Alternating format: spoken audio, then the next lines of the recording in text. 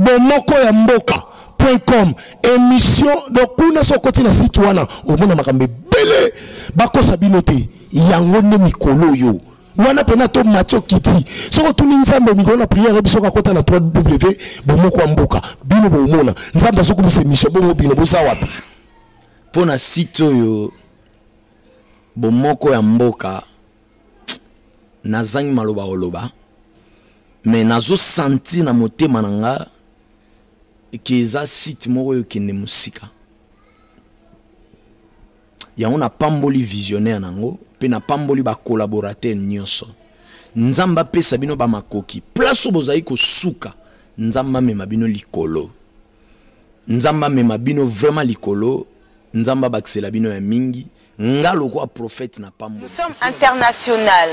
Nous sommes situés en France, en Belgique, en Suède, à Kinshasa. Pour vous servir toute information, n'hésitez pas à nous contacter sur www.bomokoyamboka.com. Donc, likolo, na ba information na bino kitoko, boya. Mikolo site ezakaka moko. Kombo na pe bomokoyamboka.com.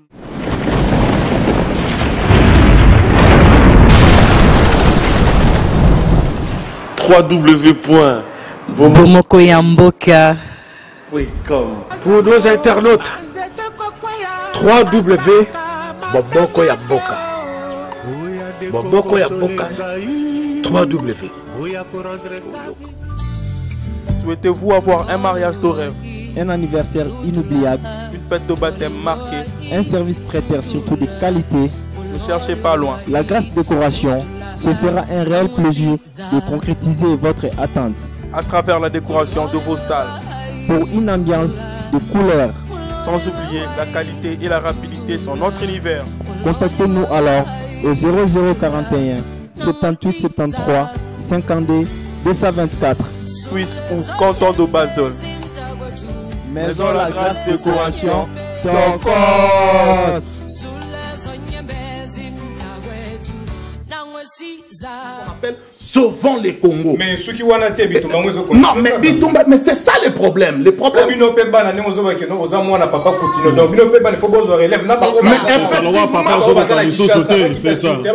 Mais effectivement, la seule église où est Macha. Et Macha, Oyope Sibisa. Non, non, Nazo Ebisayo. Oye Sibisa. Hein? Ba délit à régime, il y a occupation bananière. Oyo. Église armée de victoire, ils en ont Katia. Ba histoire, nyonso, oyo, ba monter, pas ba monter, ba monter, docteur Ngalas Agri, pour Abunsa. Des hommes de Dieu contre des hommes de Dieu. C'est à peu près comme le frère de Denis Les. Bah monter un pasteur contre un pasteur. Juste quand pour affaiblir l'église. Quand on parle ici, nous n'avons pas de sentiments. On n'est pas dans Nazana Rankine ni à Walesa, je le respecte. Il a un ministère, ni à le père. Moutomboka Lobo, c'est un père que je respecte. Vent makam nanzambe sentiments à la raté. Apôtre Paul a tambola na Yesu te pour ça. Mais Pierre a zalaki apôtre à Yesu. Mais Moukolo, apôtre Paul, à mon avis, apôtre Pierre, Azosa la gêne à païen, parce que lui, il était l'apôtre des Juifs seulement. Azalaki a païen. Mais comme apôtre Paul a taliqué, Azalaki n'a pas païen, tant que apôtre Paul a yé, a saline tabanga, a pamela vis-à-vis devant Batounios. C'est ça ce que nous faisons. Ok, maintenant, c'est quoi les problèmes? Dans le niveau à Paris, tout le monde bandeko na biso kuna batelemi, bakena ambassade ya Congo, ko ça la marche. Yo na o nyonso yebi o nyonso za na en plus oza mwana ya papa Coutinho ah on a niveau à Suède. Tu ne penses pas que oza ki pe na mwana ya koloba na batu pe batelema batambola bakende pe na ambassade ya Congo nyonso na monte ke za kaka ko baksa un plus na marche o bandeko na biso babundi kuna na République démocratique du Congo. Mais je peux vous répondre d'emblée. D'emblée je peux vous répondre. Tozana bino il y a combien de hommes de Dieu dans la ville où il y a Stockholm? Les événements. Tout bon leader, face aux événements, il doit parler.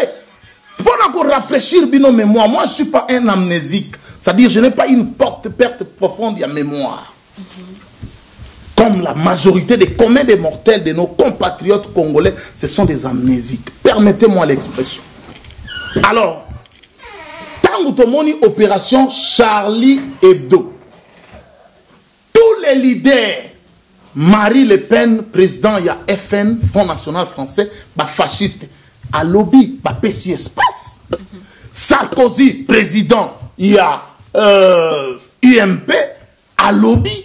François Hollande, président de la République, à lobby. Bah François Bayrou, à lobby. Mon ami que j'aime bien, Jean-Luc Mélenchon, légendaire, il y a Front de gauche, à lobby.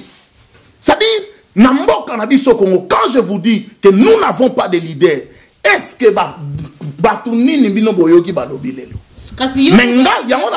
répondre à la question Nabino. Le fait déjà na télémi, na chaîne Nabino, na studio Nabino, je parle, je dénonce et je donne ma lecture par rapport à acte ou c'est déjà grand chose. Ok, donc si je comprends bien, la Suède a combat exacté, donc il y a pas au fait, moi je ne peux pas, d'ailleurs je ne suis pas un combattant, moi je suis un patriote résistant. Ouais, j'aime bien différencier les choses. Parce que la plupart des gens qui se disent combattants, ce sont des combattants de l'IDPS. Depuis Kin, dans 12e rue. Quand ils sont venus, ils nous ont amené ces concepts-là. Mais moi je ne suis pas un combattant. Moi je suis un patriote résistant. C'est-à-dire, les IDPS, ils sont partis à l'élection. Mais moi, ma conception, les élections, je ne suis pas là, je ne cautionne pas les élections parce qu'un pays occupé, on ne les libère pas par les élections. La preuve en est à venir, le PCBIS a raison. Moi, je dis, j'ai interviewé les présidents, il y a IDPS, Tchétchène, Tshisekedi, Amouloum. Juste après, je dis que c'est vieux, c'est un traître. Les gens m'ont traité de tout et de rien ici dans cette ville. Mais aujourd'hui, l'avenir m'a donné raison. J'ai toujours une raison. C'est là où je dis, je n'ai jamais changé d'un iota mon discours. Je suis dans la constance de mon discours et c'est comme ça que je suis. Donc je ne perds de personne, mais quand il s'agit de ma mère patrie, j'ai un mot à dire, bien que dans un bon si on se totalité dans l'élection, est-ce que l'organisation de l'élection au Salema? Bon, en fait, nous de la résistance, les élections ne nous concernent pas. Nous ne sommes pas dans cette cacophonie de ces troubadours. Il y a des élections. Parce que rien de bon ne sortira de toutes ces mascarades électorales. Je dis rien. Non, mais nous ne devons pas se débarrasser du sang. Pour les lois, chrétien et l'imbissama, Jésus-Christ a fait couler son sang. Il n'y a pas la libération sans le sang. Le sang est coulé le 4 janvier. Peut-être biso tout au beau tamate, mais le 4 janvier, c'est une date historique na mboka na biso, na mère patrie na biso, là où on parle de martyrs de l'indépendance. Le sang est coulé. Et 12 millions de Congolais au Bakoufi. Makila déjà coulé belé. Pour moi, tout ce qui se passe au Congo, pour choquer plusieurs, c'est un non-événement. L'événement pour moi que j'attends, c'est le jour où ce petit qui est à la tête de ma mère patrie ne sera plus là avec ses collabos. Et ces changements-là, c'est là où nous allons dire la libération du Congo. Mais tout ce qu'on fait, oh non, Etogoleka, Togosalaboye, Lendi, Yangwa Lobby, à ça répondra Yibango. À Lobby, l'Ikolo et Kokoyate, 2016, il n'y aura pas les catombes. Parce qu'il y a des Batouanas, ils ne les considèrent pas.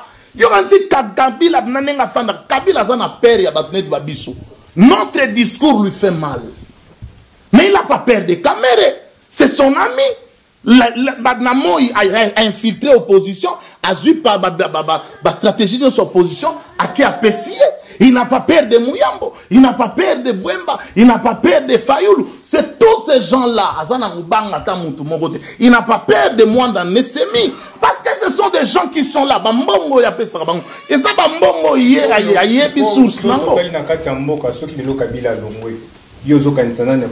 mais papa, une question, ça c'est l'immaturité politique. Permettez-moi l'expression. Peut-être choqué. Le Congo, notre mère patrie, c'est un pays où nous sommes à peu près, jusque-là, plus de 75, c'est-à-dire sur le robinet de Babège, 75 millions d'habitants. Mais tu ne me diras pas que parmi les 75 millions d'habitants, il n'y a pas un Congolais. Dans la majorité, non, nous parlons ça, ce sont les pains. Ce sont les pains de la même boulangerie. Ozo viser nani ke Nalobia résistance française banani basisa kiam De Gaulle azalaki en Angleterre. Mais tangu et comme a dit Tamba Kita, j'ai dit ici, ça c'est les médias. On ne viendra pas ici pour donner les stratégies. Nos détracteurs nous suivent. Tu crois que Kabila mais c'est rien ça. Tu sais combien des années Oyo Palestine et Bundi pour les loba Zwata bandi à Gaza et Zonganango. Tu sais combien d'années au Palestine et Bundi pour Suède est la premier pays dans le monde où reconnaître Palestine comme état. Mais non, nous on n'a encore rien fait. Mais aujourd'hui les messages comment on a qui Lelo oyo batutu bayebi yango Kanambe. Nous on disait Kanambe zolo bamanakin. C'est un message que Zachary Alobaka, non, moi je suis à la télé, votre Internet, à Bossani que monde des autres tambolandais d'Internet. Internet c'est le monde. Bon, pardon, porte toi un appel, mon corps. Allô? Allô, bonsoir. Bonsoir, vous êtes en direct la site Nabiso Bomoko Yamboka. Ok. Présentez-vous oui, s'il vous plaît. Oui, bonsoir, je réponds au nom de David, je suis aussi un Congolais, je suis ici en Suède. Et j'étais là devant mon ordinateur en train de suivre l'émission. J'avais compris au départ que l'émission allait traiter de la situation actuelle, de ce qui s'est passé ou ce qui est en train de se passer maintenant là au pays. Et moi je me dis, c'est bien beau de traiter aussi d'autres sujets comme vous êtes en train de le faire, mais je trouve que c'est très très important de parler de ce qui est actuellement en train de se passer. Entre autres, les gens qui meurent. Et je me dis, vraiment excusez-moi, mais je suis l'apôtre Péniel en train de, comment dire, négliger l'acte ou la bravoure des gens qui sont sortis aujourd'hui. Mais moi, en tant que Congolais, je trouve qu'il serait mieux d'applaudir et d'être aux côtés de ceux-là qui sont sortis aujourd'hui pour pouvoir dire non à ces bains de sang qui a duré assez longtemps. Et ces gens-là, bien qu'il y ait des personnes de l'opposition, des gens de couleur, de partis politiques et tout, mais l'heure maintenant, je trouve, c'est au rassemblement. Aujourd'hui, là, nous, les Congolais, on n'a pas besoin de ces, je sais pas moi comment l'appeler, mais je me dis qu'il faut se rassembler aujourd'hui. Caméré, je ne sais pas moi quoi, qui c'est qui, je ne sais pas encore qui le nom que vous pouvez citer, mais je me dis qu'il faut vraiment, et l'apôtre aussi, ils sont en train de me suivre.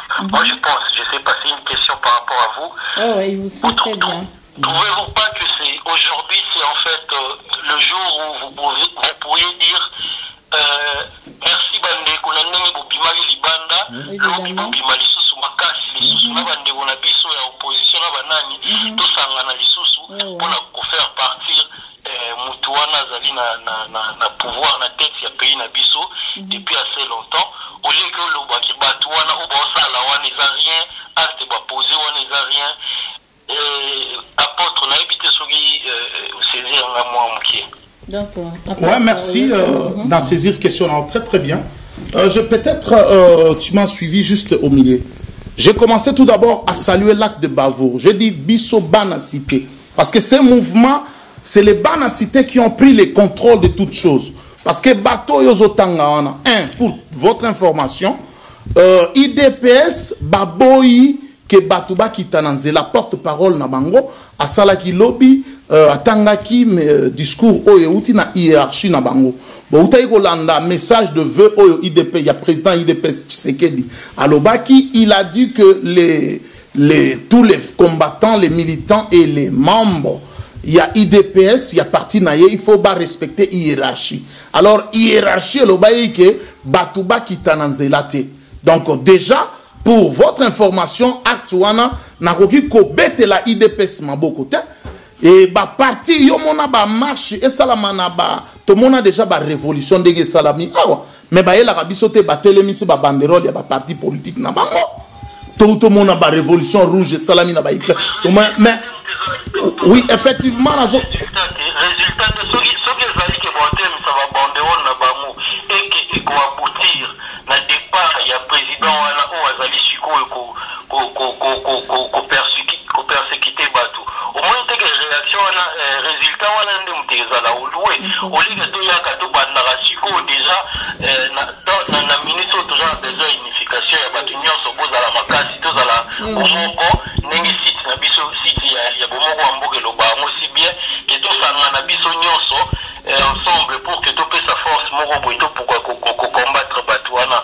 Je pense que moi je me dis bon c'est bien peut-être nini mais en opinion na ngai je me dis que ça bien lelo na butu ya lelo na bato nyonso o babinyo wana eza la bato ba ina ba drapeau na bango nini so ki ba ye pour na combattre cause wana o ezali ya yo pour na yebi que cause wana bezali ya yo pour défendre aussi bien par rapport ya mutu wana o azali na mboka wana fois kiendi so ki bato wana pe ba ye ko salie na cause o wana au moins te na wana photo bon to lo mulana no mutu wana après to retourna na siko biso na sima que non ne za wana yo mazo ye ko salie na ngambo na ngame yo zala na ye do yo pe faut la dai. D'accord. Déjà siko yo faut na to lo mulai c'est pas ça il faut d'autres faire. Je crois que aux autres poser question mais en même temps tu expliques si on peut au tiki temps pour te répondre pour comprendre bien puis bah auditeur au bazolanda biso ba comprendre c'est un bon débat nandengo côté mais pour votre information je trouve que c'est vraiment je vais choquer plusieurs la réclamation il y a marche il y a lelo et ça l'a quitté pour na départ il y a Kabila. Moi j'aime toujours rentrer dans le thème médical. C'est-à-dire, on doit diagnostiquer la cause. Ils ont bien écrit, bien expliqué pendant toute une semaine tous les états-majors de ces partis politiques d'opposition. De Pacotil, ça n'engage que moi. Alors, si précision, leur revendication, c'était quoi? Qu'ils sont contre la révision de la loi électorale. Que moi, un patriote résistant, je ne me retrouve pas dans ces histoires-là. Il n'y a personne qui a demandé le départ de Kanambe ou Kabila, messieurs. Il n'y a personne. Dans leur calico, c'est écrit noir sur blanc. Nous tous, nous mangeons. Moi, je mange les informations. Je suis bien informé de la situation qui se passe dans ma mère patrie. Avant que je vienne ici, j'ai déjà reçu même nos correspondants de Parlons sur le Congo qui sont sur place au pays. On a eu toutes les informations. Et pendant que les autres marchent, quand vous voulez saluer les actes de bravoure, et pendant que Kamere, Mouyambo, on les a protégés, c'est-à-dire les autres Congolais, ce sont des chiens, et les Kamere et les Mouyambo, ils sont hyper importants.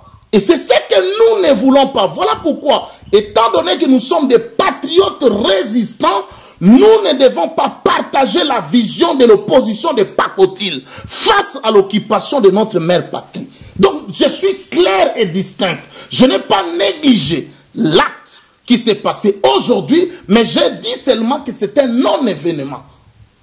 Parce que les revendications, c'était la loi électorale. Et au moment où nous sommes en train de parler, ils ont déjà voté parce que les billets verts ont circulé. On a donné à la majorité des députés de la MP, que moi j'appelle le malheur du peuple MP, on les a donné 100 000 $ pour faire passer toutes ces lois. Depuis que cette opposition de Pacotil, ils sont là, dans l'hémicycle, quelle est la loi qu'ils ont déjà barricadée ou contrecarrée?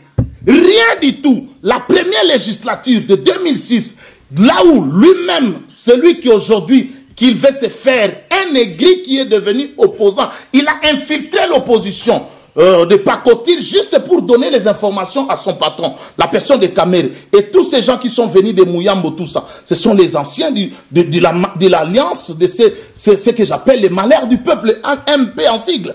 Alors, Batouana Nyoso, Lelo Oyo, Yoroye Bisangaïke, quelle vision, papa? Yeba Angoke, tozan affaire na mouto ayebelo ko babengi vision. La vision, c'est très important. Papa, la vision doit être claire. Ce qui vision est la clarté. Ce qui peut définir, tout est flou. Revendication à loi électorale. Mais est-ce qu'il y a un monde pour libérer Congo? Baza clarté parce que yo olobi que mutuana ko kende mais bango baza na besoin mutuana kende te.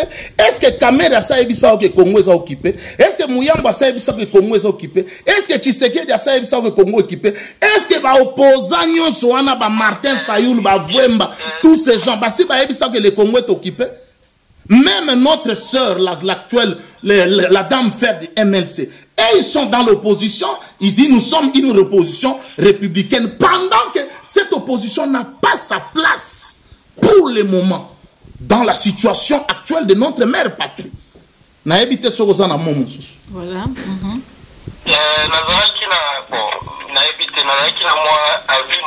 Par rapport à le fait que Batou, aujourd'hui, oui, ils sont sortis pour réclamer par rapport à la loi électorale. Mais c'est par rapport, c'est un élément déclencheur qu'on était en train de chercher. Comme on a vu Nani na Burkina Faso et même na printemps arabe, et banalité Boïkino Batoualobaki qui devait faire sortir le président, bien faire sortir Nani au départ. C'était au Burkina Faso, ils étaient en train de revendiquer pour ne pas faire passer la révision constitutionnelle. Voilà, c'était pas leur, au départ, c'était pas leur envie de faire partir les présidents ce jour-là. Mais c'est venu avec oppression, on a subi ça qui ils en avaient marre. Et cela pouvait aussi, cela peut encore arriver aussi par rapport à Bisso. Bien qu'ils sont sortis, Nani Nabarou au départ, ils avaient comme envie Nini Ouana, mais après ça pourrait changer, on ne sait jamais. Parce que Bateau Bakoufi Ouana, les gens ne sont pas indifférents. Les autres Congolais qui sont dans leur maison assis na Banda Kulabango, ils savent que ce sont leurs frères qui sont en train d'être frappés comme ça, et puis assassinés et tout et tout. Et donc Ouana Péroz a l'élément déclencheur Oyo, Bissonio Sotolukaka. Yango Péroz a Yango Ouana, moi je me dis qu'il serait très bien, Yango Pesa Bango Pe Crédit, Batouana. Je sais très bien qu'ils ne sont pas de ça. Je sais bien qu'ils ont travaillé avec Kabila. Je sais combien de mots ils ont fait dans mon cannabis. Mais quand ils s'élèvent dans notre parti, de notre côté, je me dis que Nezawana, l'heure, pour moi maintenant, ce n'est pas au jugement. L'heure maintenant, c'est à Bomoko Yamboka. C'est-à-dire, il y a signifier par rapport à Kozwana et puis à Kolukana, nous devons combattre. La majorité n'a jamais inversé les choses. C'est juste une minorité. Même à Burkina Faso, ce n'est pas toute la population de Burkina Faso au Bakitaki. Et Tolanda Yango, moi j'ai suivi il n'y a pas longtemps l'interview de l'héros. Il y a Révolution Burkinabé. C'est un monsieur Oyo, il avait aussi une famille. Et Baozaki, premier jour, deuxième jour, ainsi de suite. Mais yo kanisi nakoye bisayo.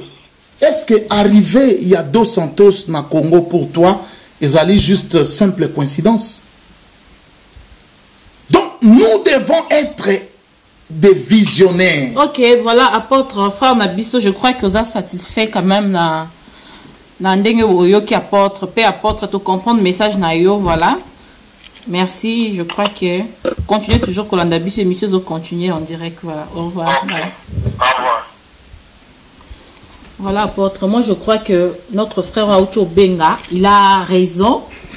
Il faut en principe tout encourager Bandekouana, que ce soit à IDPS, que ce soit à Oyo ya Kamere, tous Bango Nyoso. Parce que vous déjà déjà une grande chose.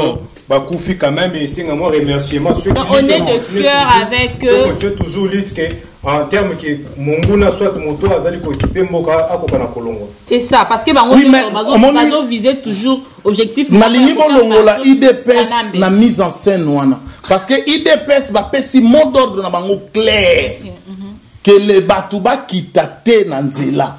Ça dit ils ne sont pas là. Et si vous voyez les régimes mis en place et protégé bapion na bango tala ngando soka zo yebisa non soki ngolo ayebisio ke ngando azobela tondimela Mais apôtre, on appelle les Zela les Cambouana apôtre. Les Cambouana penanga pena longolango. Est-ce ngolo nangando? Bafanda kate mo na sa mai. Non mais bango nyonso baza bato mai. Problème est non kate mo kote. Non se nganda kutana ngolo akulia yeti. Non. Eza bongote. Eza question ya milliers. Baza bato milliers moko. Baza bato mai, ce sont les aquatiques. Ce qui a yebi ce qui ngando azobela, c'est parce que mon qui est azobela. Bangando baza bato ba bangisaka. Omoni muntu abangisaka. Tant Blaise comparé à Koi. Mukili mumbelobi, po banda ego bangisa. Ozo comprendre, bato ba bangisaka atoza na musika, atoza place mon a été moyeba. Que mutuana azobela. Nana yeba gite que le maréchal de fin ve léopard abanda obela. Mais il faut bangisa biso donc ceux qui baye biso kazobela ndima parce que batu oyo bango moko basolo bake muto oyo mutu na biso botika kopesa ye crédit ce que to pesa bon lelo oyo elakisi bazui batu na bango ba protéger bango mais baye awa na ba Belgique ba muyambo babandi ko amiser galerie ko sakana na batu tout bino boko yebisanga ke muyambo na camera ba fandaki place moko ezalaki simple coïncidence. Mais non, nous ne sommes pas quand même des dupes. Vous allez prendre les gens comme si on était des gens autres comprendre. Tout ça, sous ma parvenité dans la matière politique. Tout comme on comprend ce qu'on appelle les réels politiques, il y a mot cannabis au Congo. Donc, tout ça, comprendre ce qui se passe. On les a protégés. Bon, toi, il y a un appel.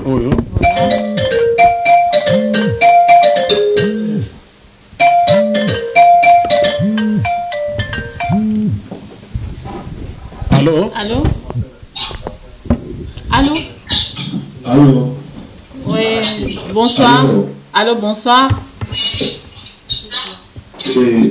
Bonsoir. Ozo passe en direct, il y a bon mot to bengi yo parce que yo oza sur place sur le terrain à Kinshasa. Donc yo nous a mieux placé à éclaircir biso ce qui s'est passé exactement à Congo. Donc voilà. Malobe pa na yo. Merci, c'est compliqué, on appelle la ligne horaire. Ça, on arrête ça pour baptisement dans la ville de Kinshasa. Dans le mouvement qui est lancé depuis juillet à l'équipe, dans le niveau de la position, bon, ils ont été comment on a qui entre dans la dernière qui va mettre un peu de temps là, dans la matin, on va mourir pour les calambo, en tout cas, dans la qui était, il y a un peu pour lancer à peine la barre, pour que la position.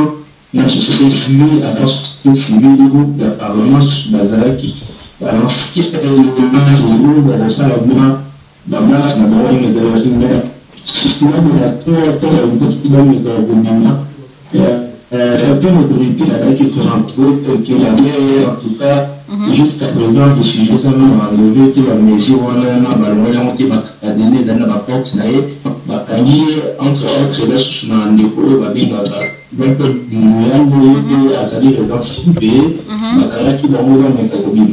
malgré tout qui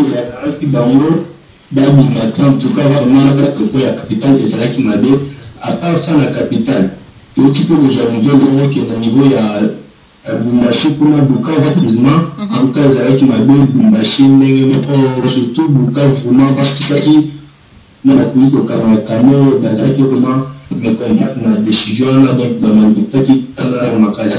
donc ceux qui te montrent présence il y a président Kamer était na Muyambu donc bazan la résidence surveillée il y a des salles qui bimate donc c'est pas de leur propre volonté mi bomba mi non c'est pas ça le cas. Non, c'est pas ça le cas. Ok. J'avais vu depuis une heure, surtout quand depuis une heure, la police a qui Kabena, qui peut d'habiter ingénieur. Ndeko. Tout ce que nous avons tracé, ça te fait 7 ans. Place en ligne en direct. Ndeko. Pour ton information, selon ma réseau Nabiso. Non, en fait, il y a ça sur place. Effectivement, à cause de la place. Non, rien ne prouve que Azali mieux placé. Donc, continuez d'abord. Oui, continuez, messieurs, s'il vous plaît. OK, continuer, tu as besoin de non, mais avant la Skype, juste l'idée, il faut que logo, na rafraîchir les mémoires. Parce qu'il y a tâtonné, qui vers 1 heure. Pour ton information, les gens sont arrivés, la police, sont arrivés chez Kamere. Pourquoi coïncidence c'est ça, ni Kamere na Mouyambo Baza place moko? Protéger Bango depuis 21h45 minutes. Monsieur, pour ton information, parce que Kozana Kishasa, moi, j'ai mes éléments, je suis mieux informé dans tout ce qui se passe dans le niveau Mboka. C'est-à-dire, on ne peut pas croire. Par rapport à quoi? On dit ceci, il y a un adage français qui dit, à bon mentir qui vient de loin. Moi, je vis en Europe, mais mon esprit, mon âme est au Congo. Voilà, je suis mieux placé. Donc, M. Gamere, c'est un jeu. Lui, il est juste là pour nous informer. Effectivement, donc, nous sommes dans un débat. Rien à voir avec ces débats. Non, donc, lui, il a parlé de Kim. Nous voilà. Aussi, nous devons. Il d'abord. Est-ce que la journée il y a eu combien de morts? Oui, jusqu'à présent, le maire est quand même identifié que, même si identifié que, il y a des points d'un côté là que aujourd'hui, pour son information aussi, ce soit qu'on n'a pas, il y a Kamere, parce que je connais si vous faites informer, vous devez quand même s'informer auprès de Kamere. Alors, vous devez vous créer à partir de quand je n'ai pas la heure, ma parole, tu vas la 1 heure. Vous pouvez la dire si je l'ai. Mais si vous permet de regarder, vous écrivez aussi plus de quoi. À travers le danger, pour nous, c'est un peu créé par là, c'est là, vous m'arrivez. Pourquoi que c'était un peu beaucoup mieux, même juste à sur ce, la caméra est là qui demande à des choses même si c'est de qui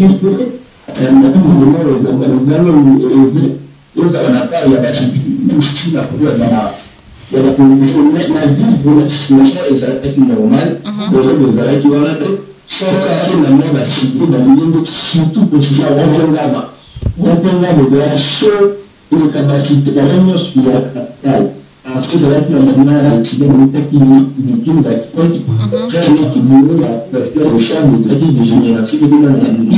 à part la nouvelle accident de chute. Dans une machine,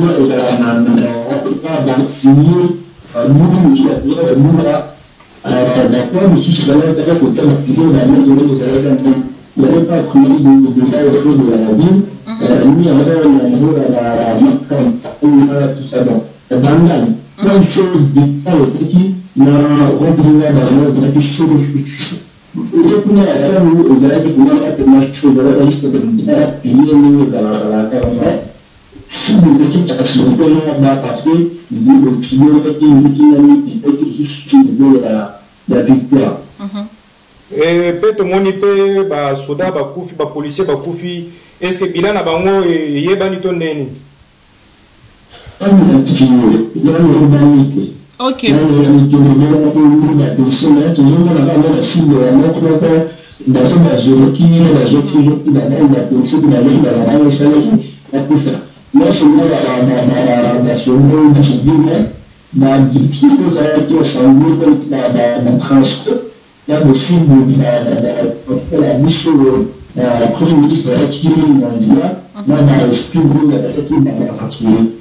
Donc, M. Gelor, il y a sur place pour nous mboka. Est-ce que faut continuer les sous-to mboka baola na bango comme les locaux ndenge l'équipe esili to ba koba toujours na tension au bazanango ndenge yo moneli yango eza ndenge ni kuna. Jusqu'à présent, comme je suis le petit que j'appelle ce qu'on a entendu à la base de l'État, on a dit que vous avez dit que la Bible, aujourd'hui, la Bible, la Bible,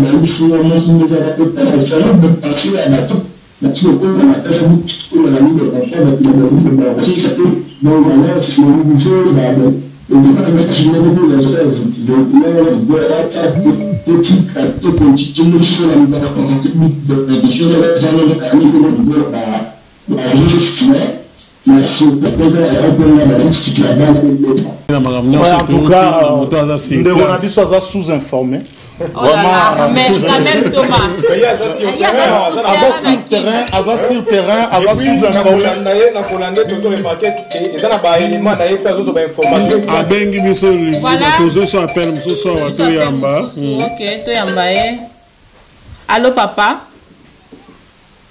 Allô? Allô? Oui, voilà, au tu rappelé Bisso, peut-être au Bossanaki, nouvelle moko, au Lingo Pesa Bisso. Ah oui, nouvelle la ligne Pesa Bisso, et ça, oui. Au niveau, il y a une peine. Ils avaient la groupe d'étudiants, qui est la zone où Kabasa, on a toujours la majorité.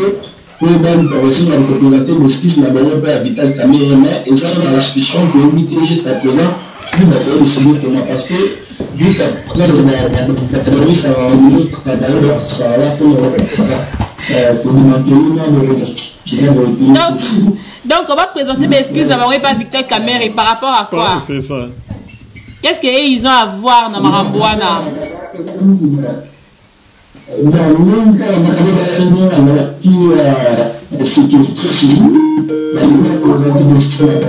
Effectivement, au moni justement, ne croyez que ça encore qu'on se contredire encore davantage. Aux hommes on a mascarade aux salles. Donc aux autres salles action et comme il va c'est majorité. C'est-à-dire quand je vous dis que c'est un jeu où les gens qui sont avertis comme nous autres, nous ne pouvons pas entrer dans ce jeu. Je vous assure, je connais au moins ce qui se passe dans l'échiquier politique congolais. Je ne suis pas un parvenu, je sais analyser. Je ne peux pas donner la raison à quelqu'un parce qu'Azanakin, moi je suis mieux informé que Bato Bazanakin. Je donne Bato Bazanakin, Baza sous-informé.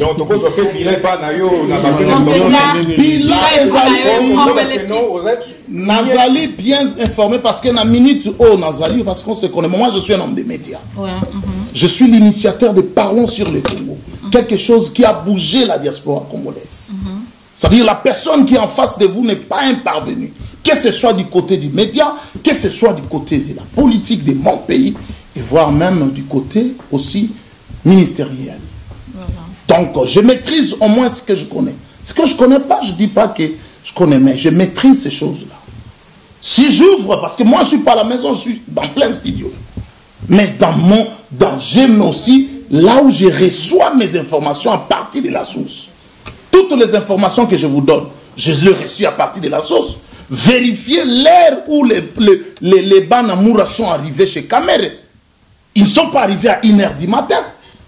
Donc c'est déjà faux. Moi je ne peux pas cautionner. Voilà pourquoi je vous dis que voilà pourquoi je vous dis que nous, donc on dit en français 1000 montres 1000 heures. Ce sont des médias. Lui il est des médias, moi aussi je suis des médias. Parce que je suis l'initiateur d'un grand mouvement, une grande idéologie qu'on appelle Parlons sur le Congo. Et quand moi je parle sur le Congo, je ne me blague pas, je donne les informations avec des précisions. Et c'est ça qui fait la fiabilité de ce que nous sommes en train de faire. Moi je crois que c'est bien de donner des informations, ramasser des informations par-ci, par-là. Mais on doit, aux médias, je crois, franchement, mais vous n'avez pas vraiment démontré que les journalistes acceptent cette information. Parce que dans le journalisme, on fait tout d'abord le décryptage et l'information. Vous ne pouvez pas d'emblée donner raison à un intervenant pendant que vous êtes des journalistes. Vous devez faire le décryptage. C'est-à-dire, quand on fait des émissions, on doit essayer d'être au milieu, essayer de voir. L'information, c'est comme la prophétie dans le ministère. Un bon ministère, quand la prophétie vient, vous ne devez pas accepter toute prophétie, vous dites oui et amen. Non, parce que la Bible même dit, ne méprisez pas les prophéties, retenez ce qui est bon, abstenez-vous de toute espèce de mal. Donc nous sommes là, vous êtes en face d'un homme des médias, vous êtes en face d'un homme de Dieu. Non, vous avez dit, vous des en émission, vous avez dit que nous avons donné raison. On a juste besoin de la vraie information. Mais qu'est-ce qui prouve que... il est sur place à Kinshasa pendant que vous êtes ici avec nous en Suède. Mais Écoutez, bah information au biso Tolandara, on a des médias étrangers. Bah médias étrangers. C'est là, j'arrive. Ok, voilà. Bah information au pesa biso na Congo, ce sont les médias étrangers qui nous donnent. France 2, TV5, France 24, BBC. Ah non, laisse-moi le temps de parler. Laisse-moi le temps de parler. Mais il y a aussi les journalistes. Les journalistes, il y a pesa média, pesa information, bango bazalaka sur place té. Vous comprenez? Mais bazozwa information landangai. Na pesa bino tozonga na histoire à Charlie Hebdo. Tant Charlie Hebdo ba beti ba frère Kouachi, ba beti ba Charlie ba exterminer bango. Première vidéo au Eleka. Ils ont une vidéo à la.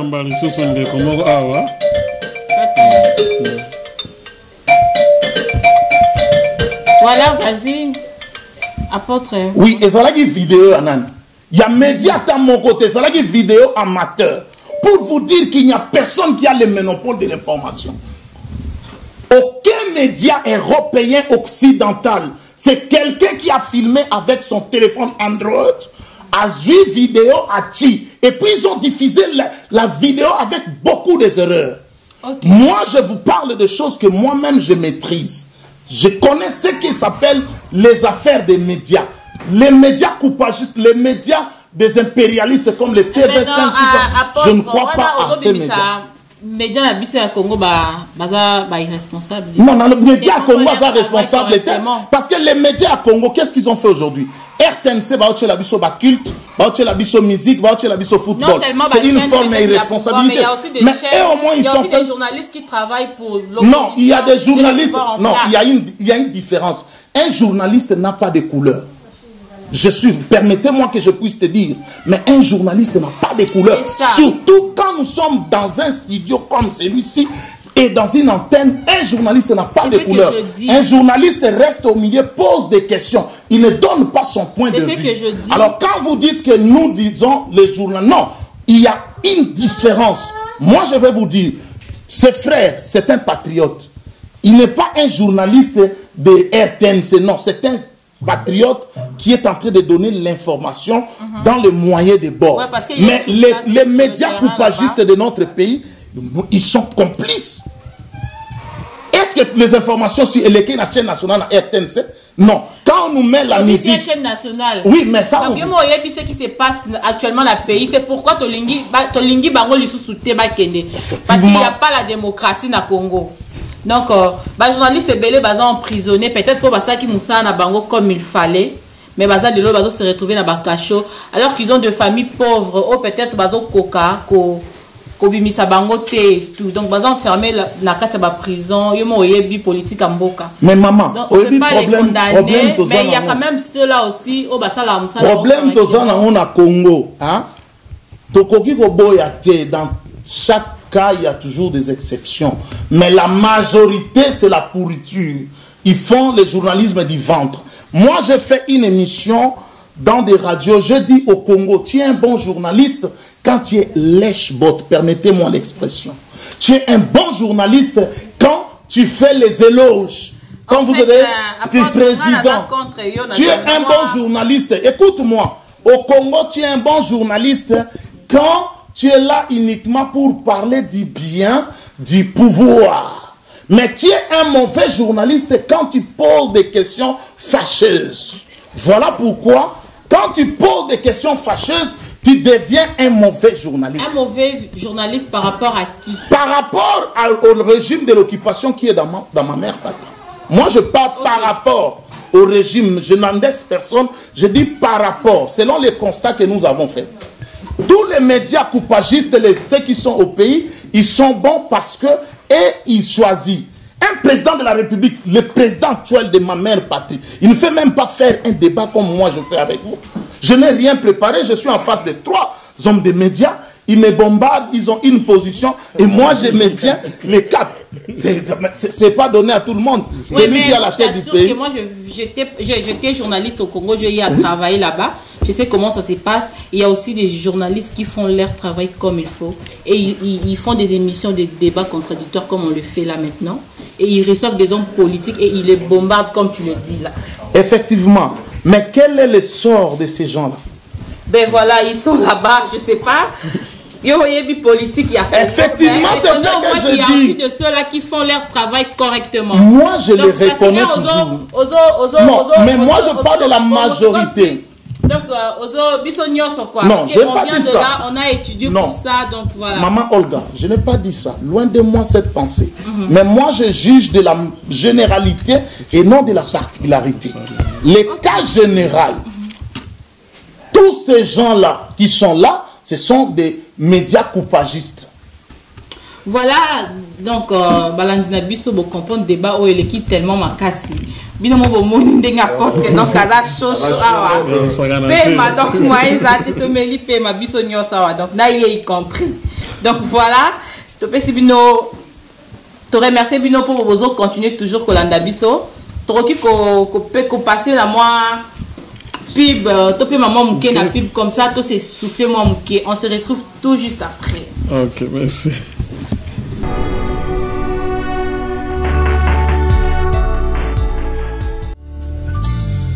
Souhaitez-vous avoir un mariage de rêve, un anniversaire inoubliable, une fête de baptême marquée, un service traiteur surtout de qualité? Ne cherchez pas loin. La Grâce Décoration se fera un réel plaisir de concrétiser votre attente à travers la décoration de vos salles pour une ambiance de couleur. Sans oublier la qualité et la rapidité sont notre univers. Contactez-nous alors au 0041 78 73 52 224. Suisse ou canton de Basel. Maison La Grâce Décoration, ton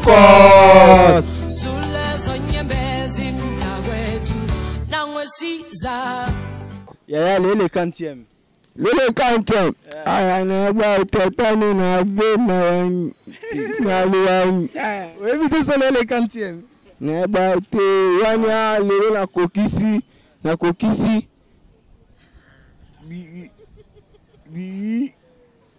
C'est 15 à 18 ans. La coquille dit 18 ans. Kitoko yaya, na lobby, est-ce que obi que le loza férié? Ouais, le loza férié na bien on a mon événement tanga mon na mitine na abu. Grave, yaya férié nini? Férié le da pour na biso ba na Congo to sepela. Obi que président Kabila kufaka lelo. Tukosepela pona président na biso da moi na yango wana tukosepela. Président Kabila a kufaka lelo le 16 na 2001. Souvenir ni nos anons pour na président Kabila, le père. Na pet ba fanatique président Kabila mbote. Pour président Kabila tel kuna kata Congo bundi guerre. Nana zonga kitasa to mone événement kasi a du pouvoir te ba papa comment doit pouvoir. Ya wana to te ngora des Kabila a doit pouvoir.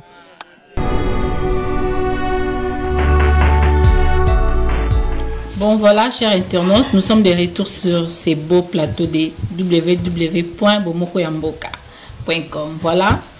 En passant, où tu peux informer Bisso, toujours dans le cadre de l'actualité à l'élo, informer Bisso nouvelle Moroboyo et c'est passé na Angola actuellement. Donc, Kofi Olomide, Abundi, na caméraman, voilà, pour la photo, il y a Bakanga qui sindi photo. On profite aussi pour to benga, tellement Bisso na bomoko ya mboka tolinera toujours ko transmettre bino information na source. Donc, to profiter to benga Angola, to yeba qu'est-ce qui s'est passé réellement à niveau Akuna. Voilà. Tozo benga déjà numéro Angola. OK. En attendant, tozo benga numéro Angola, na ebita apôtre, ceux qui ont un mot à dire par rapport à Marambo, tu as eu comportement à Kofi. Voilà. Bon, en fait, comportement Antoine, pour tout Congolais, ils appellent et là où il y a parce que à ça, Azana n'a pas acte de vandalisme, ils ont légion et pas Antoine. Ouais, allô Ndeko. Ok, ouais, eza bomoko mboka souhaite to bengi poto zo information ma uti oleka na kati Angola kuna to ki ke artiste et musicien Kofi Olomide abundaki est-ce que ça solo to ko zo ba détail pa na yo?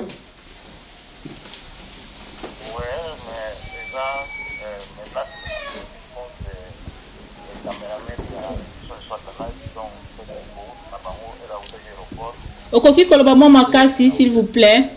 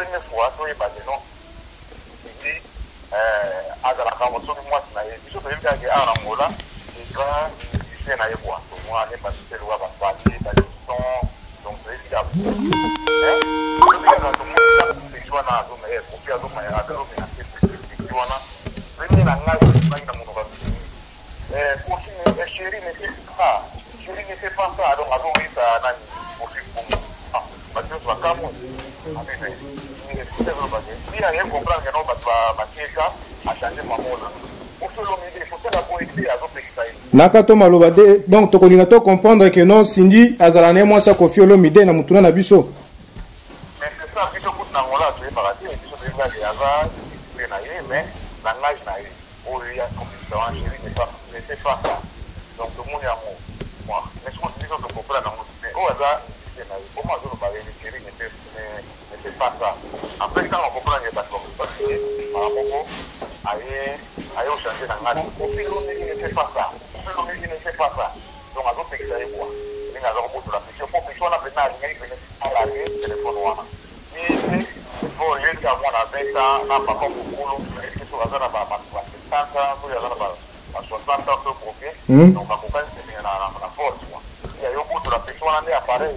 Et la boîte de l'appareil, pour quitter à Zotala. Mais tout le monde, tout le monde,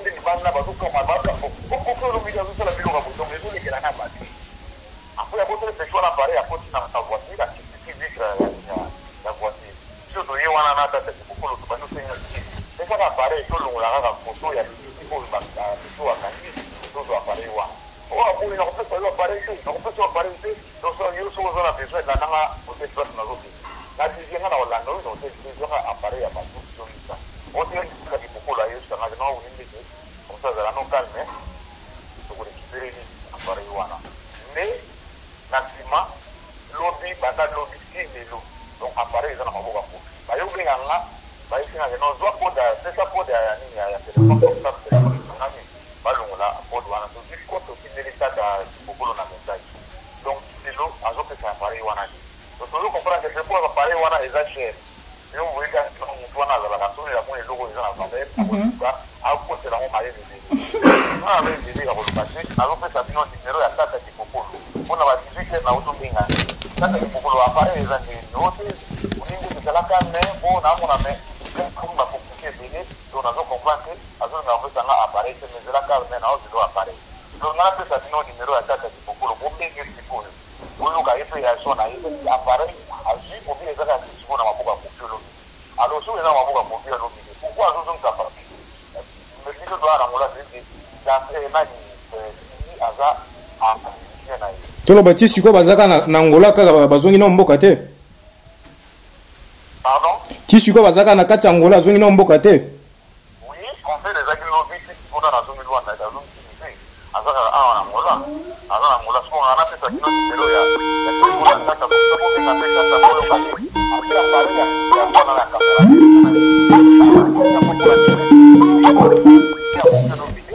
Bon, et donc, il y a tout ça, les gens sont allés à Ouamen, partout à Kaboulaga, à ça, Maïen, à ça, Maïen, donc, il y a tout sur la nature. C'est la première fois. Même sur la voyage, je me suis allé à Yawa, je me suis allé à Yawa, pour faire ce pour faire ce il faut avoir un peu de toujours comprendre. Donc, à mes gars, oui, ça ne peut pas bomber, pour faire un appareil à téléphone, il y a une fonction à l'Angola, les lois à Paris, les lois qui sont venues à la question. Donc, les gars, à ce appareil, à gagner à mon point. Et à l'autre, il sera la batte à ma photo, on a dit. Et ça, on a dit, on a Kalawana. Alors, il m'a fait que non, pas comme ma photo, on a pas fait. Alors, il y a un mot, alors, la sorte de compte, il y a un mot. C'est pas grave, on va garantir. Siko numéro ozo lingo passé biso eza numéro ya nani?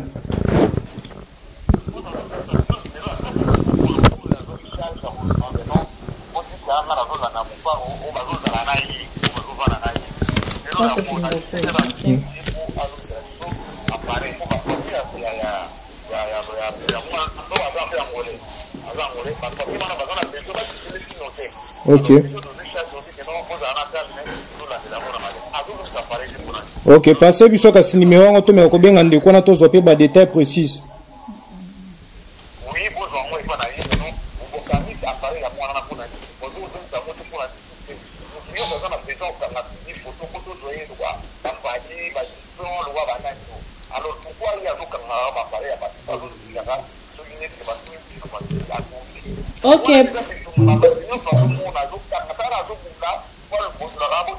Vraiment.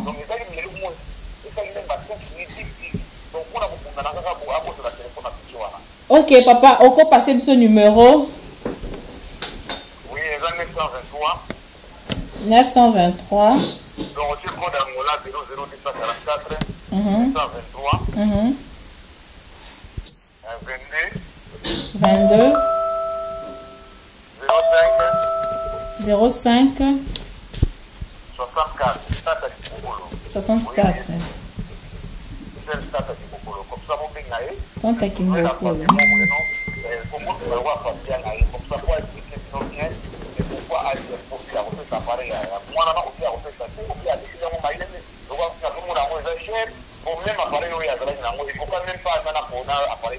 Vraiment. Ok.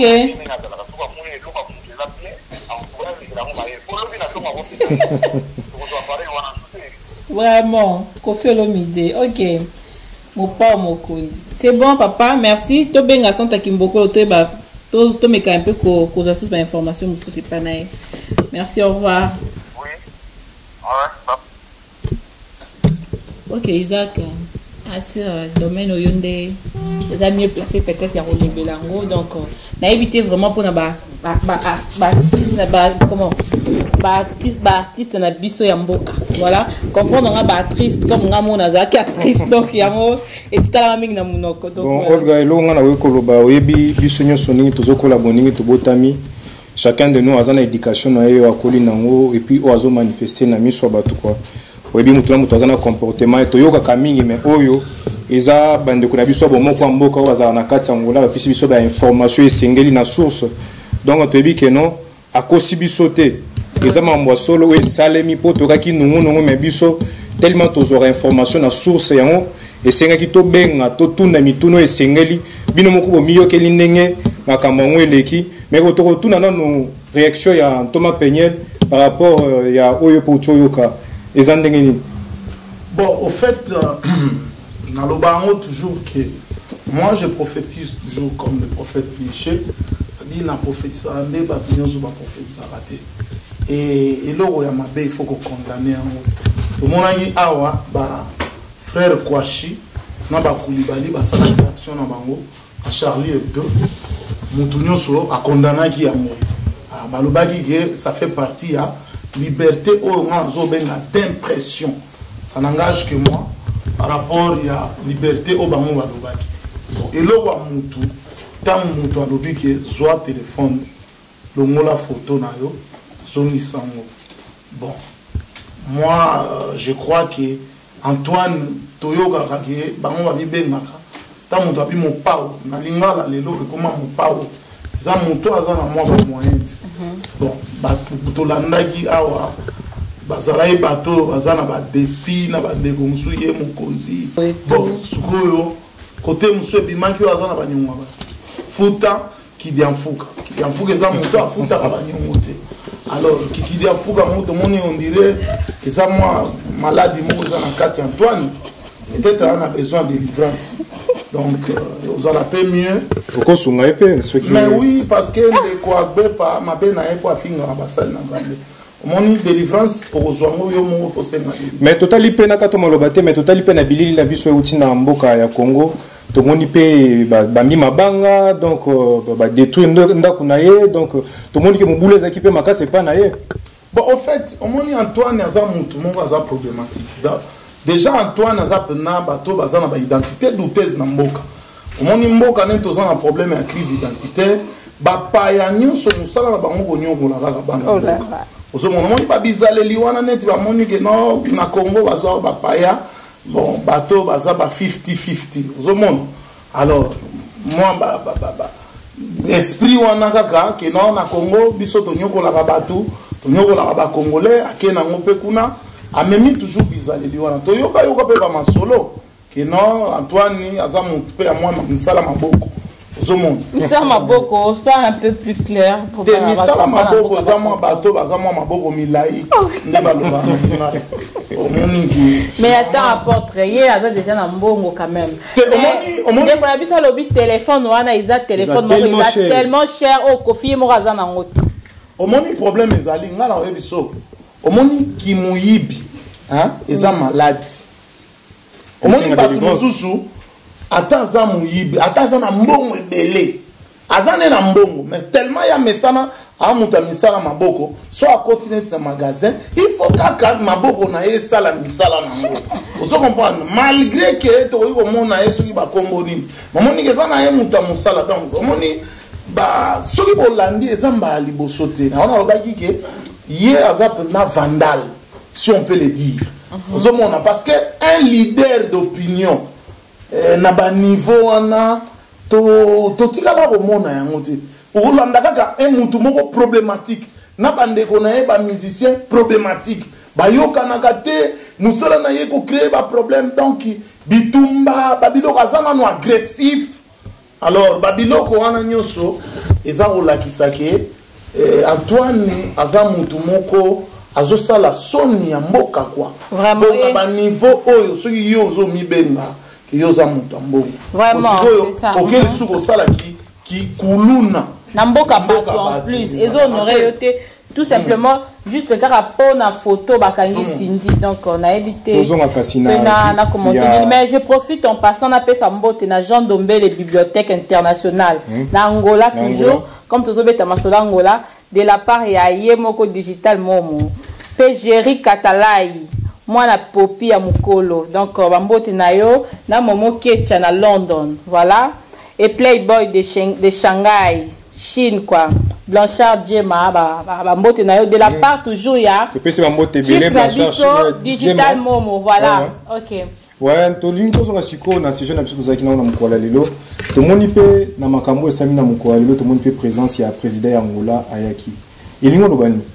Ah mais au moins il va bilo coïncidence wana oyo esalami babiloko tozolo baki tant biso ba homme averti tozo croire na biloko wana te bino mozondi mati ozomona petit oyo azana mutu mboka mentor na ye aza président donc non aza président na yo yangati yaza président mboka te ya mboka na ngai pete yanga pete ozomona aza président na ngati jamais la Congolais dans congolais so ban monika neti par exemple le président IDPS ami bengaki président Eli bon to dima peut-être ngana benga président IDPS bon ba Jean-Pierre Bemba ba gagner ba élection benga président MNC to na biso moi bon dima ba benga ta pas président mais petit Nazali étranger bon azanga na congolais aza président na tayo vraiment donc déjà aza petit moko aza na insolence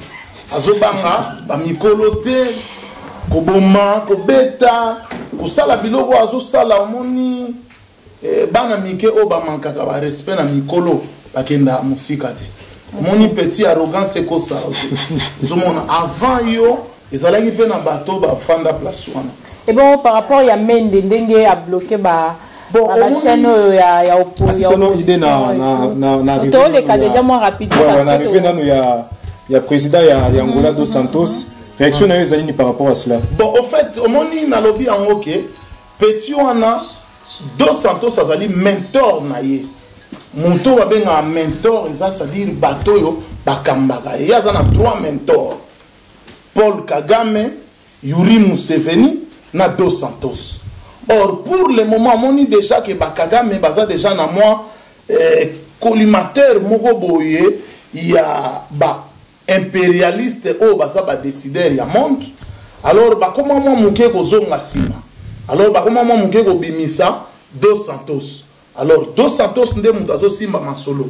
Moni que lelo oyo ba toazo comprendre te. Dos Santos aye na monte que coïncidence situation ezali mabe, ba on va parler de glissement. C'est pas un vocable glissement parce que na glissement, moni so muta glisser. Hein? Glissement oyo ko mema ko bambani na se. Ba on bazo lo baka glissement, mais bazo e ba te place glissement wana e ko mema bango na mutu na bango. Ozomoni. Alors, tango dos Santos a moni que glissement il faut passer un renfort. Talato ça n'a histoire à Congo éternel recommencement. Avant Mobutu Akima benga ki renfort et uta in Angola ya Savimbi. Arme na ba munitions na ba soldats ya Savimbi ya inita ba kota ki na Congo. Petio yazo e bateke azaro poussa na bazo ti poussa déjà vers la sortie sans le savoir. Donc dos Santos aye na contingent ya ba soldats angolais au balati ba tenir ba police au ba benga bana mura. Et puis, naba arme, naba munitions pour renforcer sécurité, pour étouffer l'acte sur la soulèvement au salama na mboka. Or, ce qui va côté, ce qui va contingent na bango, na ba voie terrestre, mon kilenga ko lobo to moni ba contingent mon ba yesu ko na voie normale, soit disant comme sécurité ya dos Santos, mais ba kozonga na bango te. Dos Santos a kozonga ye moko bango ba kotikala. Bah ils signé bah cordon ma solo on est allé coïncidence té ils a pas les mots zo beta ma on est à match moko ya haut niveau zo mona mais biso doza ko comprendre té kaka esali boy boy bakangi mutu na ndaku boy na boy ba séquestre lukuta jeza ko beta ma ona théâtre ona ya moni biso ba patriote résistant toza ko prendre en avec les pincettes toza penate na kata jewana parce que toza ko fungola misu et misu minene. Donc, on est pas misuga total la situation n'engezoleka na niveau mboka. Toza ko fongola misuga to komi ko kende na mwa suka to comme déjà ko chiter na émission na biso. Voilà très chers parents, aux en a mot à dire. Ouais, il y a qu'on besoin que non, c'est nous amakasi ya ko yamba Thomas Peniel ko partager ne ba idée moi des banding ezalaki na kati ya plateau mais to banzi sukité. Makambozo continuer et to bando ko yambe chaque fois ceux qui ba OP baza intéressé ya kolekaka to yambaka bango to sola makambo kanenge sengeli porte za polele pona mutunyo surtout mais to banzi ke non Thomas Peniel na ko kolonga biso boyete sans kopé ça résumé moko boye na suite ndenge ni nazo mona la ke lobby ezala toujours kaka ndenge suki boye balali pongito makambo susu ezali ko yana sima. Juste moi message mot de la fin pour to clôturer l'émission. Oui, pour moi de la fin, on non, moi, bambote ceux qui allaient pour nous. En fait, ils sont côté on a tous à la raquette parce que ils sont tout le bela nemboka et puis tout tombe la ra Yesu. OK. Donc côté on a tous à la raquette. To ya raté na ba biso net ba biso to ya raté na ba TV poto to sala ki végétarien to ba mona biso to son to ya parce que na libumu na biso to za na ba rouleau. Moni monto azana rouleau. Donc il faut assanzara yango moko yango moni to sepela mingi na portail o ya 3w bomokwamboka.com o pe sara biso mo opportunité to ko kamwa muke ko sanza rouleau. Alors awa to lobeli ma mboka to ye awa pona Congo to ye awa pona situation o ezoleka mboka na biso lelo na kotala penza naloba toujours que la politique n'est pas synonyme de réaction, mais la politique est synonyme de l'action. Or, ce qui n'a pas la situation où ils ont les cas, net na comment moi mouké, ko bois ka moi li sur la politique en mboka, pour moi, ils ont ba réaction. Na ko gipe ko tuna mutuna o ngamo na ko répondre po mitune za ya bino biyanu za yanga. Mais ngana ko tuna pe mutuna. Pour na zela pe mutuna bo tuna nga, mais tellement de beza la qui roulait botunité. Mais pourquoi ba soi-disant opposant wana balo ba marchaki samedi jour où ils allaient anniversaire ya héros national mais petit on a profité na batunaye ba piétiner anniversaire ya héros national pour bango ba fungola hémicycle pour ba voter loi wana mutu to azalaki au courant biso na diaspora to azalaki au courant soki batu wana balinga vraiment mboka mais il a fallu ba sala masolo ngonde samedi parce que biloko wana basali yango te batiki pina gérer en eleki bala répète tamboli babenga ngo opération retour bango ne balali seki ba masa na bango pongi masolo eleki tina 23h30 ba voter loi wana ya est passé Kabila a prolongé na ye mandat na ye donc ti na 2020 de ba élection roya soi-disant to yebi pété alors mutu pa kolobana za te po bango balobi ke likolo et quoi y jamais parce que balobi na bino ke azawana donc titi alors on dit que même opposition ba ça kana si moi mutuna muke avant aussi ça message no ko passer na ba passer baza na kati ya mboka ba bazo bunda pona mboka te na Congo a passer wa bunda na terre on a bunda vérité bazate te na passer na Congo na muto abundaka ezaka papa archi mais ba affaiblir donc on ezaka ye ezaka katike pona ngai parce que totanga ba père ya réveil totanga ba père totanga ba père réveil na misapia ba père o ngana yebi to bandi papa archi to bandi général Sonic Afuta to bandi Mutomboka Lombo l'apôtre l'homme ya destruction des hôtels avec tous les respects dozu préfet de discipline yemoko président ya renaissance Mukuna évêque Pascal Tolandi po badeni les basa ba père sont des prophètes Onésime Batutu ba pasteur Rola dans l'eau baza ba génération ba espérant ba kadi baza bato ba génération mais bango o ba mi benga ba père mais ba o lukoki ba pe baza na église ya minene mais ya moto lobite te na lobite ke koza na église ya munene na koza la papeza différent en fait baza pe na ba membre OK ce qui na tous les mutuna eza juste que no message na ko kopesa na bango baza na message na batu oyo baza na bino po bayoka bino est-ce que basi ba ebisa bino ke depuis lelo oyo muto ya sa ko ko na top na niveau kin c'est l'homme de destruction des hôtels babenga eli susu les chandeliers donc babenga eli susu la visitation divine donc l'apôtre Léopold Mutomboka Lombo tokoyi ko chama ina munoko te ye muto aza siko na niveau ya top mais basi batindelaki ye mugalo aya kutani na ye alors basi bakangisi ye munoko batuna ye pe question na loba na ye ke ye a terre en évangile ba colon mama mboka il s'en fout côté wana kangi misu bon bato baza déjà Sonic Afuta n'en parlons pas muto nani mukuna azana ye déjà na membre ya MP talaka bango baza bato baza déjà ya loba ye ke ya zala na siège ya Olive Lembe. OK mais momo ko pona ba moka pona ba Congo ba bozolanda biso pona ba lobaki yango na ba ko tu ba kufi to souhaiter ba mes condoléances na biso na ba famille éplorée parce que waneza bandeko oyo toujours nombre toujours mais eloko na koyebisa bango on va vous venger bokufi en héros et ba martyr donc boye ba ngoke donc on va vous venger tôt ou tard parce que bakufite na sentiment mais pona kobunda mboka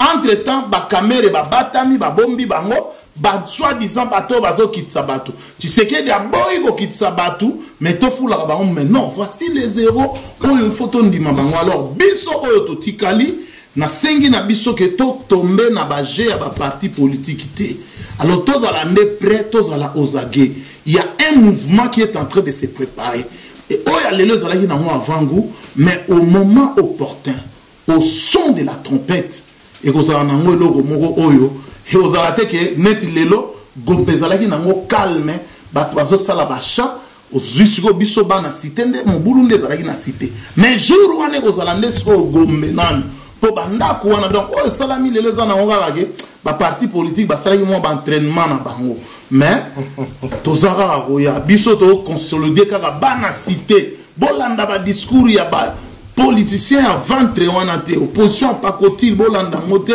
bato tu bayela bino mbongo wana ekoservir bino na rien place oyo biso tozolinga tomema bino eza libération ya mboka oyo mutu tu akose retrouver toza na problème biso toza na baprojet de société lelo oyo Kinshasa biso tikaki yango na 12 millions te pourquoi exode rural esalami na kine bato tu bauti baprovince bakomoyaka na Kinshasa pendant que nous pouvons créer des emplois bazoyela biso soi-disant totala mboka na biso toleki na baslogan les cadres objectif 80 tout doit changer tout va changer salongo linga musala 5 chantiers ce qui n'est nini les lobo elibiso révolution ce qui a médiocrité mais yebisa ngai ozomona omoni ke ba slogan ne ko changer mboka te mboka to ko changer on a ba homme fort parce qu'on en a déjà eu des hommes forts.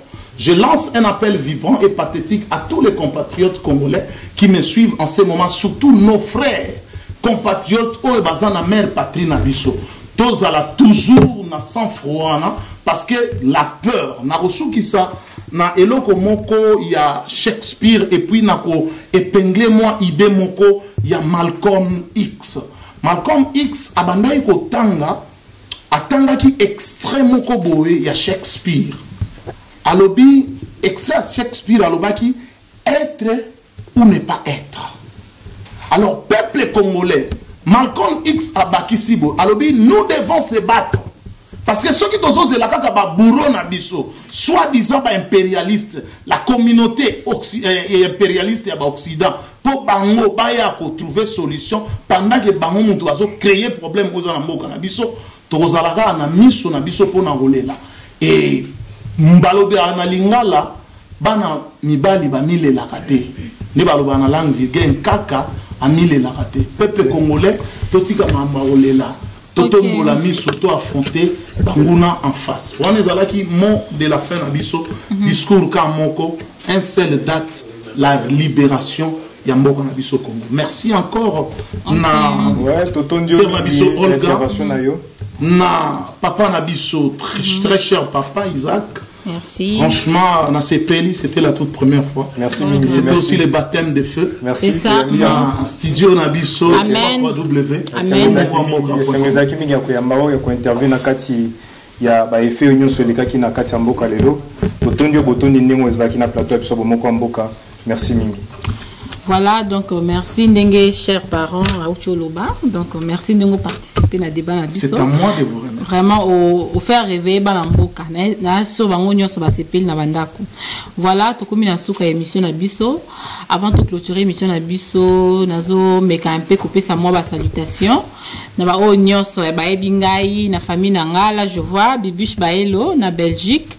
Na mobali na papa Didier Aina, donc famille nanga, donc na libino mingi. Je vois ma copine Dorekas, donc na France, ma copine de dedans, donc yo na lingio pe mingi, donc na Suède na na papa Albert Bola, motema ya mama Iget Koudi, petite sœur propre Sonia Elanga, na Tete Love, Tété Thérèse, voilà. Bah, gros bisous na bino Isaac ba salutation. Merci mingi na babo balanda ki biso na mokwalelo wana na pesimbote na balle de match Maxel na pesimbote na Papi Chamala na pesimbote na Vandu José na pesimbote na mobile pembe Papi Kamani. Merci pour être bolanda ki biso na mokwalelo to bansi ke sukite ba mission zali ko continuer à chaque fois ce qu'il kamboza na kati ya mboka na kati ya communauté to kozanga te toujours ko yebisa bino. Merci pour vos acquis branchés belé. Vous êtes toujours branchés na kati mboka. Bomoko mboka jamais na boya. Bomoko mboka toujours. Donc voilà quoi na obandela susma ba couper sa salutation nanga. Je vois ma sœur propre Bibish Baelo na Belgique. Donc motema ya papa Didier Inande na Lobaki, papa Albert Bola, motema ya mama Iget Koudi, Sonia Elanga, Tech Love, Thérèse Elanga, donc bah, gros bisous na bino. Et na op saluer les sous la sœur Julie, journaliste ya bomoko ya mboka na pesi epe mbote donc na pesi batu nyonso mbote na pesi susu le prince monzale mbote donc Blanchard Djema voilà toujours kati ya bomoko ya mboka. Donc merci mingi na baba balanda ki biso na mko alelo to bosanité kitamba la maman mwili toujours na taille ne mto kangi masolo akangi Stockholm mobimba mto kobo ya kufa amela poison vraiment aza mtu na biso quoi. Merci mingi na baba balanda ki biso na mko alelo bomoko ya mboka jamais na boya.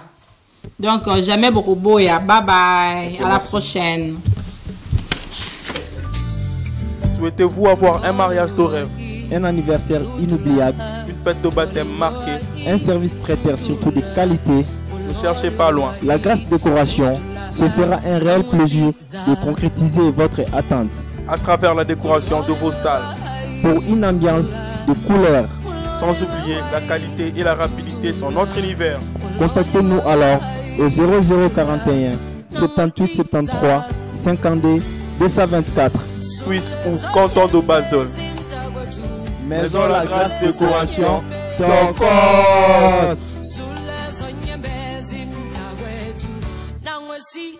Bomoko ya mboka.com émission donc kuna sokoti na site wana omona makambe bele bakosa binote yango ne mikolo yo wana pena to Mathieu Kiti soko tuni nzambe mikolo na prière biso ka kota na 3W bomoko ya mboka bino bomona nzambe soko bise mission bongo bino bosa wapi pona site yo bomoko ya mboka nazangi maloba oloba mais nazo senti na motema nanga keza site moko yo kende musika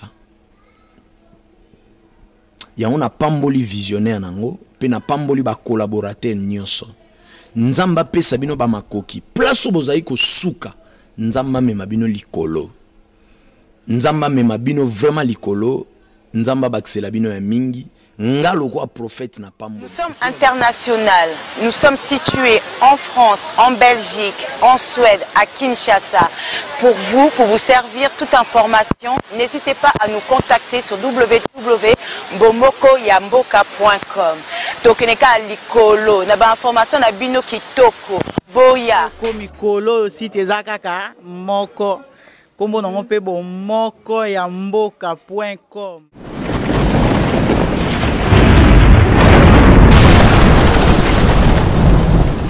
www.bomokoyamboka.com. Pour nos internautes, www.bomokoyamboka. Bomokoyamboka. 3W.